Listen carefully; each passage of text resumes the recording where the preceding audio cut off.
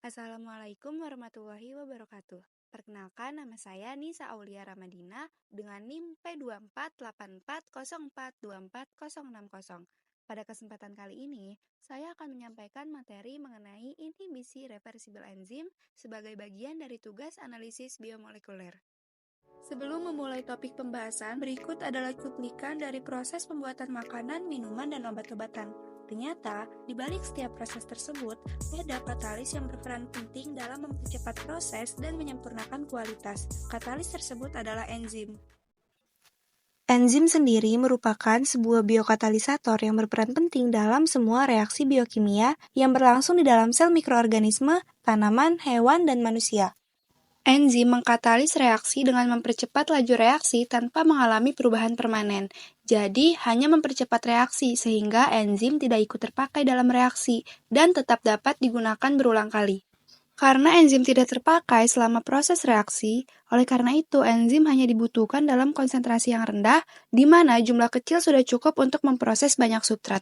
Selanjutnya adalah ringkasan dari cara kerja enzim. Enzim bersifat spesifik. Ia akan mengikat substrat tertentu pada situs aktifnya. Proses ini mengkonversi substrat menjadi produk dengan menurunkan energi aktivasi yang diperlukan. Setelah produk terbentuk, enzim akan melepaskan produk tersebut dan siap untuk mengikat substrat baru, sehingga enzim dapat berfungsi kembali dan mengulangi prosesnya.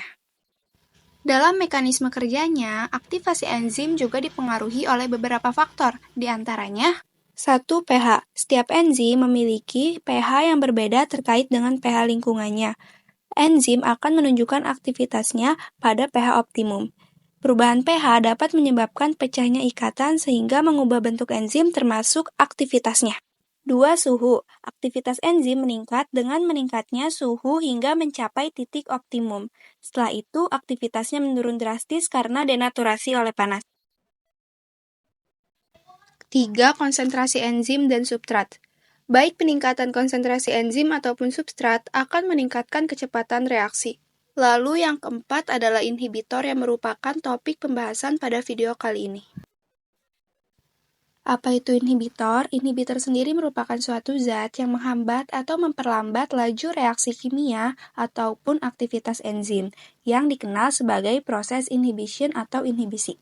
Inhibitor ini dapat bekerja secara irreversibel ataupun reversibel. Irreversible inhibition adalah penghambatan yang menyebabkan modifikasi kovalen pada residu esensial enzim sehingga membuat enzim tidak aktif secara permanen. Lalu, reversible inhibition adalah penghambatan yang bersifat reversibel karena membentuk asosiasi reversibel dengan enzim. Atau singkatnya, jika irreversible inhibition itu dia pengikatannya permanen, tidak dapat dibalik lagi sehingga enzim menjadi tidak aktif selamanya. Sedangkan reversible inhibition itu kebalikan dari irreversible inhibition di mana dia pengikatannya sementara, dapat dibalik sehingga enzim dapat kembali aktif. Reversible inhibition terbagi menjadi beberapa jenis.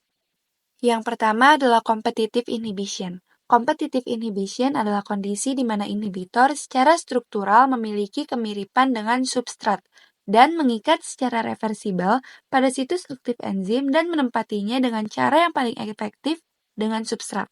Selanjutnya adalah uncompetitive inhibition. Uncompetitive inhibition adalah penghambatan di mana inhibitor tidak memiliki kemiripan struktural dengan substrat. Inhibitor dapat mengikat enzim bebas ataupun kompleks substrat enzim. Meskipun pengikatannya tidak terjadi di situs aktif enzim, inhibitor tersebut menyebabkan perubahan bentuk enzim sehingga kemampuan reaksinya berkurang. Yang terakhir adalah mixed inhibition atau non-competitive inhibition.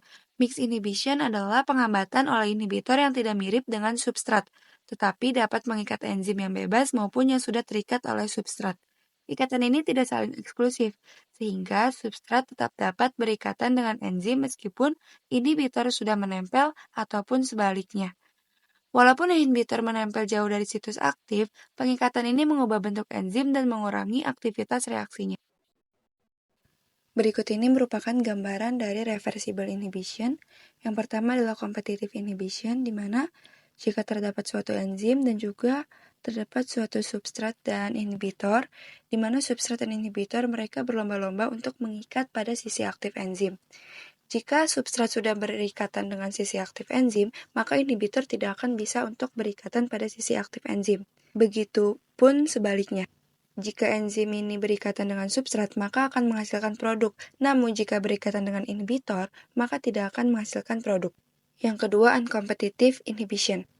Di mana inhibitor di sini, dia segera untuk berikatan dengan suatu kompleks substrat enzim sebelum kompleks substrat enzim menghasilkan produk.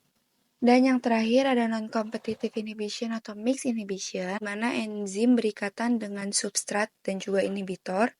Dapat substrat terlebih dahulu yang mengikat enzim ataupun inhibitor terlebih dahulu yang mengikat enzim.